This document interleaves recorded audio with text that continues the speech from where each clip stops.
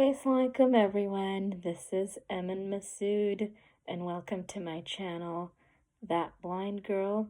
This is the second video that I will be uploading to this channel. And to start off with, I would like to thank all those of you who liked and commented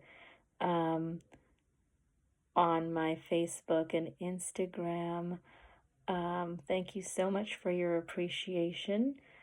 I really value your positive feedback, your feedback in general, but your encouragement means a lot to me. Also, thank you to my subscriber. Your friendship means a lot to me, and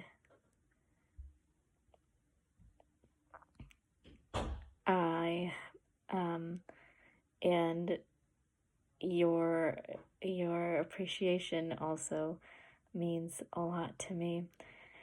In this video, I want to really focus on giving you a brief summary of my story, just so y'all get a brief insight into who I am and how I got here. I will delve into specific experiences that I've had in my life and the lessons I've learned from them in upcoming videos. But today I'm going to focus specifically on just giving you a short overview of my life. So I was born in 1996 in Karachi, Pakistan. And at the time, no one in my family really knew that I was blind. It took about 5 months before my parents took me to an eye doctor who told them that I was blind. And then for the next 5 years or so, my parents and my family really focused on trying to see if there was a cure to my eye condition, so they would go from eye doctor to eye doctor. In fact, in 1999, we came from Pakistan to Houston, Texas to see an eye doctor. That doctor couldn't find a cure for my eye condition either, and neither could any doctor up until the present. Like even now, no doctor has found a cure for my eye condition.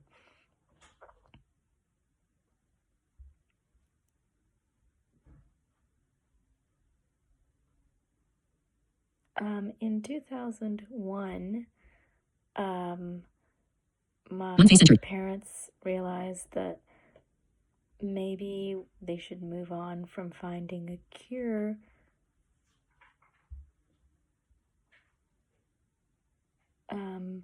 to finding, education or training for me.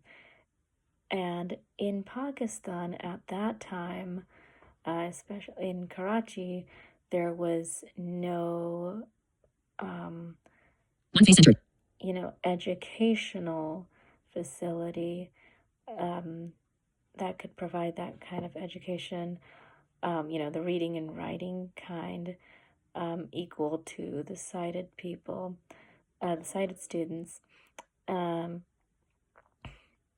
There were some places that taught blind kids to make handicrafts, and some places that taught blind kids to play music.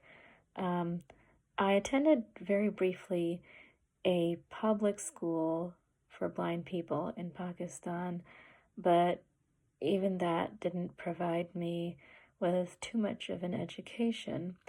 And so in August 2001, my dad came to the U.S.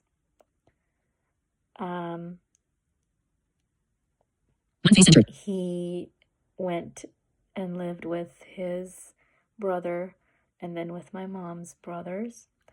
And then, and my dad's brother was in Houston, and my mom's brothers were in Chicago. In September of 2001, the tragedy of 9/11 happened. And in October of 2001, my dad had moved to California, and we came to California, to Long Beach. And I started school in about November or so. I started kindergarten, and then by the end of the year, I was pretty caught up, but my parents feared that maybe the 2 months that I lost out of school might affect me later, and so starting school year, the 2002 school year, I began to attend a school in Norwalk, and my parents had me go to kindergarten once again, and so I took a full year of kindergarten, and then I proceeded through elementary school, and that elementary school went from kindergarten to 5th grade. So I got promoted from that elementary school in 2008 after finishing 5th grade. And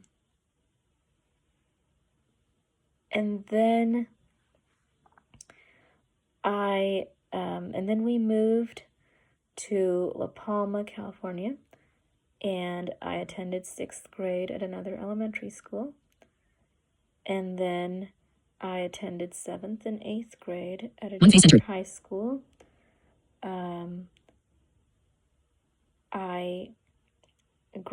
I finished 8th grade in 2011, and then I started going to high school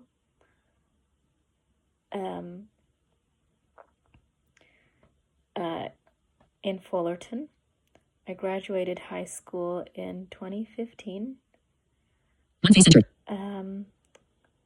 Then I went to UCR, University of California, Riverside, for my undergrad. And I finished that. I started undergrad in 2015, finished in 2019. I didn't want to do this, but I realized that I couldn't manage senior year of undergrad and law school prep.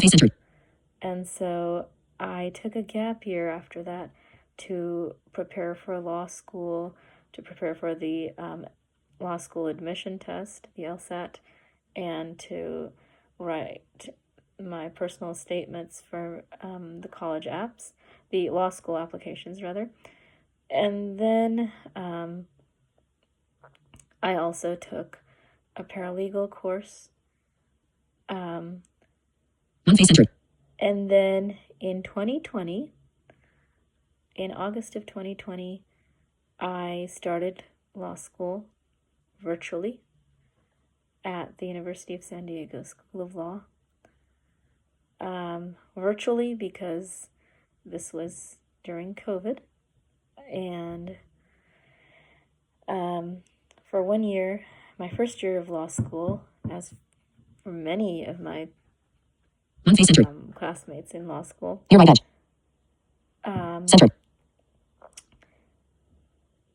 law school was remote, but we were able to form some friendships, which helped when law school resumed in person in 2021.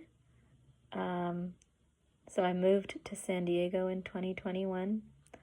And then I graduated from law school in 2023.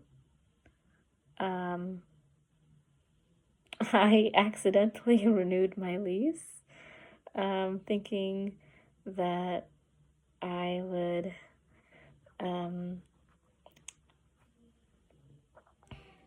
I was very sure that I would find a job in San Diego, and so I renewed my apartment lease, and so I stayed a year in San Diego, longer than I expected, longer than basically a year after I graduated law school. I just moved back from San Diego in June of this year. And that concludes this brief overview of my story. I haven't delved deeply at all into my various experiences, which I will do in upcoming videos.